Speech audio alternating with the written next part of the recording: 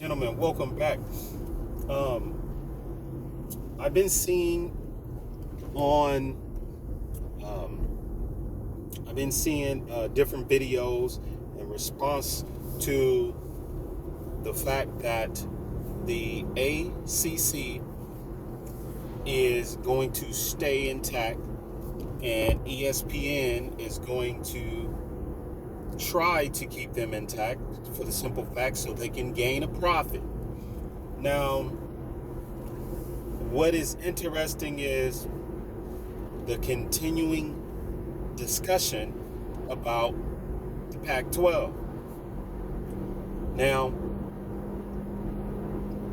for the SEC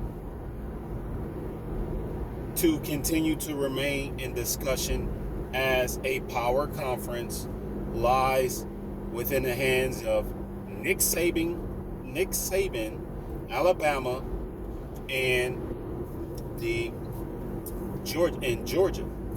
Okay, so what does that mean? You will see a lot of matchups between SEC teams and Big Ten teams, right? And teams in the Big 12, ACC, and the Pac 12 is going to play these different schools within the conference, but you're going to see future scheduling between mainly those two. And it kind of shuts out all of the other schools playing.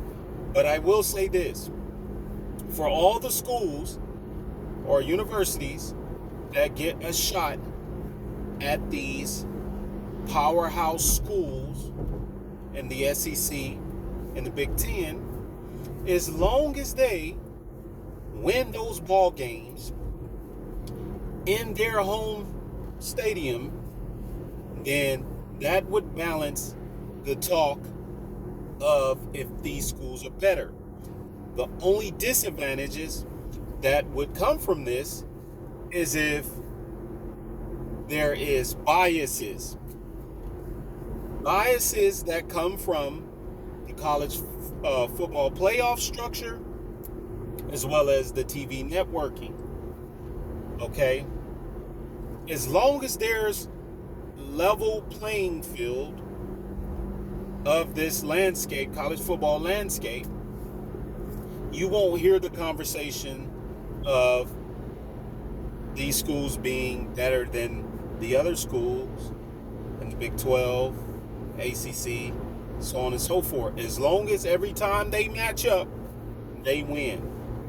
Now, as we know, no matter what anyone else says about the landscape of the Big 10, the SEC, and the Big 12, and the situation with the Pac 12 and the ACC, it doesn't matter what all of the conversation that occurs about these other conferences.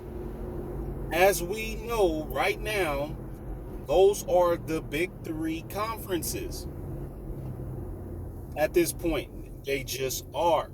So what I recommend for the Big 12 is to technically pursue increasing the membership from 12 to 16. If you can't get to 20 right now, it needs to at least be 16. So you're short about 4 schools. And that is important because there's going to be power in numbers moving forward as it relates to how many football teams. More teams mean more games with other schools that may be more competitive. So if you have lesser schools, then you're going to be playing like a round robin type schedule, the same schools twice or whatnot. If there could be 16 teams and everybody play the school once, as well as out of conference teams once, will create a stronger schedule, more eyeballs, which means more competition and more TV revenue.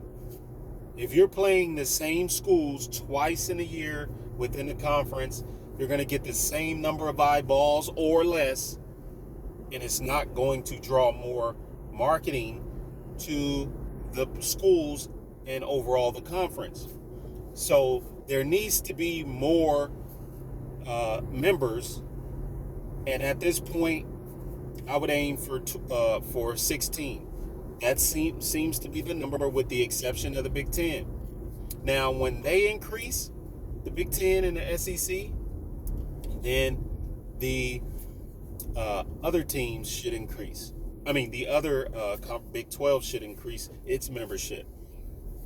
So, the Big Ten and the SEC should be a model for the Big 12 to follow, to stay in the position it's in of the third largest and more stable, and soon to be the higher paid, third highest paid conference.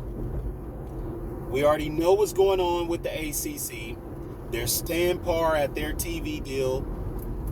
ESPN is trying to generate a profit off of that, so that means there are going to be a lot of unhappy schools in the ACC moving forward. And then we know with the Pac-12 that they're down to 10 teams.